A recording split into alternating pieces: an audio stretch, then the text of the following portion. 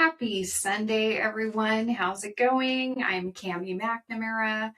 I own WebCami LLC, which is a small one-person web design agency in Seattle, Washington. And I'm also the author of the webdesignerhabits.com newsletter, which you can sign up for at webdesignerhabits.com. And I also am repurposing these videos to the WebCami Podcast, which had been on hiatus for a long time, but now is reactivated with this very simple video that I'm doing once a week to go along with my weekly habit. This week's habit is to say no to random meetings. And I wanted just to talk to you a little bit about that. So I just got back from press conf, which I'll mention at the end of this video as well. But prior to that, I was just working like crazy so I could have time off to go to a conference. And one thing that can just really start to eat into your planned workday is random unplanned meetings with clients. Now, we all get requests. Sometimes I answer the phone, sometimes I don't. But if you're not careful, these random little meeting requests can really add up and cut into your billable hours and your work time. So we all know what those types of meetings are about.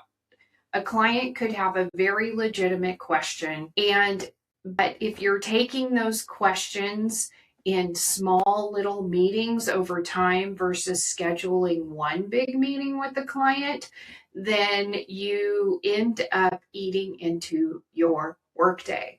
We also get requests from, or at least I do sometimes, we'll get a request from somebody who has a plugin they want me to try. Or maybe even it's a local business that wants to pick my brain, or, it could be somebody that might be a good referral partner, but you're not sure. However, the meetings that those types of folks are reaching out to you for, they don't have to be immediate. You can still be polite and inquisitive and really find out if somebody is a good fit for you as a referral partner. But the meeting doesn't have to happen today, tomorrow, or even that week. So one great tactic is to use your Calendly settings to create meetings that happen much later, that show your availability is not there for the next week or so. And that might be something that is not for clients, but again, for those third-party vendors or potential networking groups or things like that. So protecting our time is so very important. And I am a people pleaser. So for me, I always want to help somebody who reaches out for help, and I want to help them immediately. But it's not always necessary to do it immediately. And I just wanted to remind you this week to protect your time, and you can say no without being rude and without being selfish.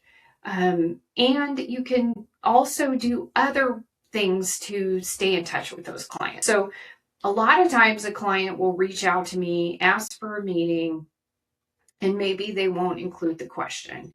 And I can say, hey, I would love to do that. My calendar's pretty full this week. If you could just send me your question via email, I'd be happy to make you a Loom video and respond to you with that. And many times with that, I can also create a tutorial for them that they can keep forever. So that's kind of a good sales point for saying, hey, let's skip the phone call and I'll create a training video for you. So that is a tactic that I find that is very useful. It's kind of up to you. You know in your gut if a meeting is something that you're looking forward to or if it's something you're dreading. That's usually a big tip-off. Now, I'm not saying not to be responsive to your clients. You still need to do that. But you can also be in control of how you respond. And I think oftentimes we forget that. So that is it. That's the habit for this week. And I hope you'll find the tips that I include in my newsletter helpful. You can sign up at webdesignerhabits.com if you want to start getting one habit a week to sign up for and to focus on. I find it so helpful. Like, I'm doing these habits right along with everybody who reads my newsletter. I truly focus on the habit each week.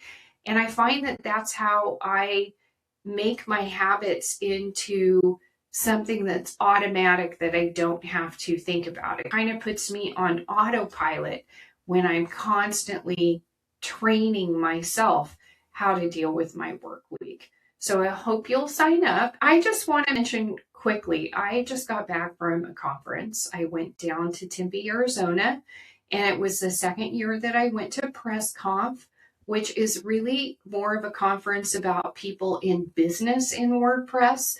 I sort of feel like small potatoes when I go to an event like that, because there's big agencies working with giant companies and plugins and plugin creators. But I will say that I always come away learning something. And I am going to continue to embrace AI in my business, which I have already been doing. We all have concerns about that, but I walked away from the conference thinking, I could really help my clients with AI when it comes to their websites, because a lot of times my clients are starting to use it. They're not using it in the best way they could. And giving them tips on how to use AI for their website content, I feel is going to be a new service that I can offer my clients and be really helpful. So I came away from the conference with that in the back of my mind from some of the talks that I heard. I had the best time with my friend Amy, who was my roommate. She and I had a great time together. And then I hung out with a very good friend, Scott, as we just enjoyed our time at the pool, our time at dinner, our time at the conference. And, some of the best tips and advice I got was just hanging out with them. So if you are not somebody who attends conference, I really suggest that you pick one and try it out, because I find it to be not only just a nice treat to get away from my home office, but I always come away from it with new ideas, new friendships, and just new experiences. So I got to see a lot of people that I just really adore who live in the Phoenix area. So I really enjoyed that. And then friends I've made along the way in WordPress from all over the place, from all over the world, that I only get to see every now and then. So I'm grateful for that. I'm glad to be home. And I really appreciate you tuning in to my YouTube video today. If you could give me a like and subscribe, I'd really appreciate it, since I'm just getting this started. And I just hope that you have a fantastic work week.